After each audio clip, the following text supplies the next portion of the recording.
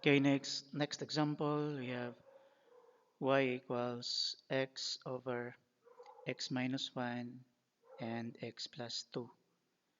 So, madali lang natin ma-identify class yung domain. Okay, I hope you follow that.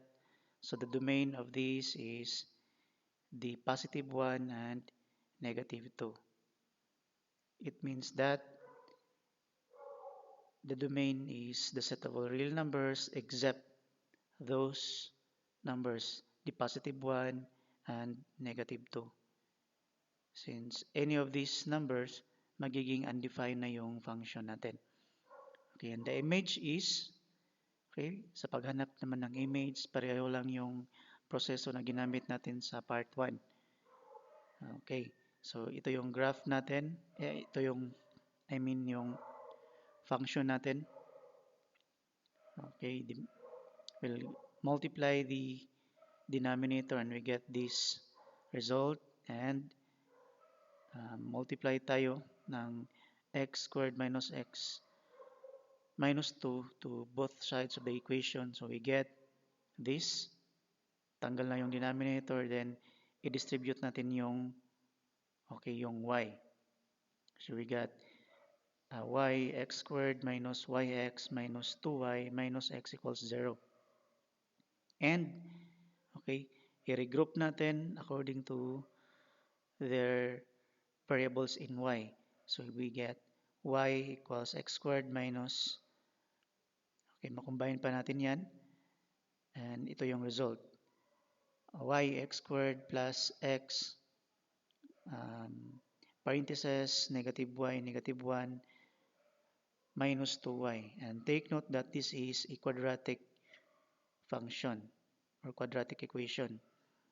So we can use this standard formula ax squared plus bx plus c equals 0 such that yung a natin dito is itong y. Okay, i-treat natin yung y as a variable, as a constant. And kasi yung variable natin dito is yung x. So yung b natin is negative y, negative 1. And yung c is negative 2y.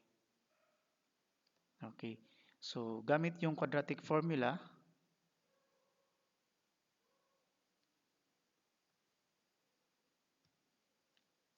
okay, using quadratic formula, x equals negative b plus minus the square root of b squared minus 4ac all over 2a.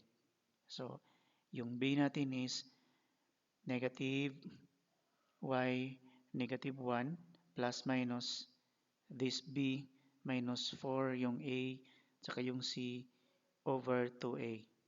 Okay, then algebraically we get,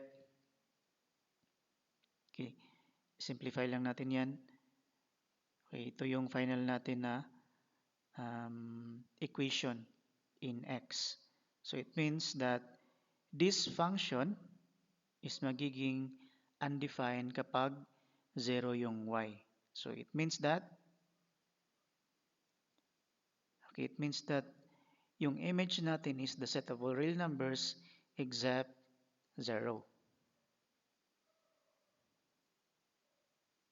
Okay, then we proceed to the asymptotes.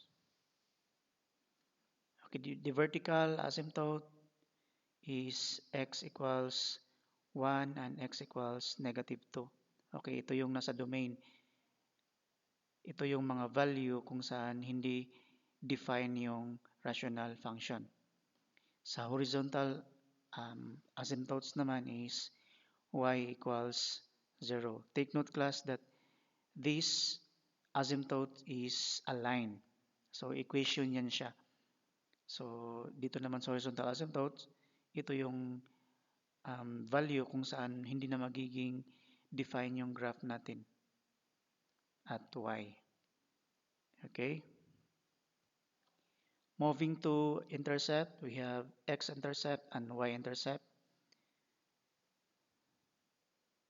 Okay, sa x-intercept is we let y equals 0, but ang result naman doon is 0, 0 din yung x.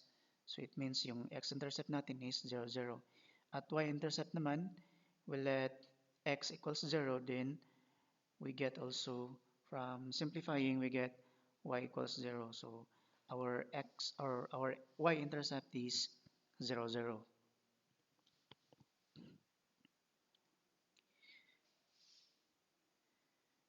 Okay, symmetry with respect to x-axis.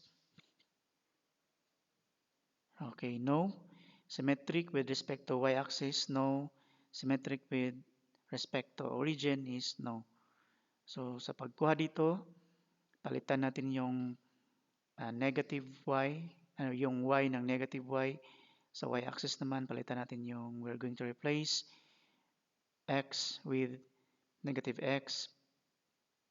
At in origin, replace negative x or simultaneously negative x and negative y respectively. Then, kapag babalik sa original yung equation, so saka pa tayo maka-decide na symmetric with respect to origin. Since all of this symmetric does not satisfies, so hindi siya symmetric sa x-axis, y-axis, and in origin. Okay, now we proceed on table of values bago tayo makaplot ng ating graph.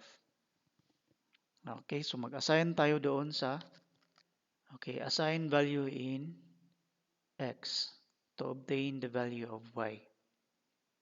So, as much as possible, kahit ilang values pa yung i-assign mo, as long as maka-plot ka ng graph. Okay, and you're going to label this broken line here. This is the asymptote.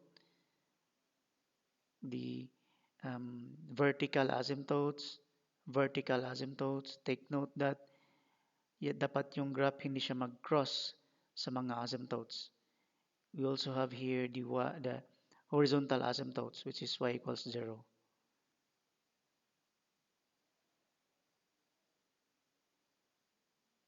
Okay, and that would be all for graphing a rational function.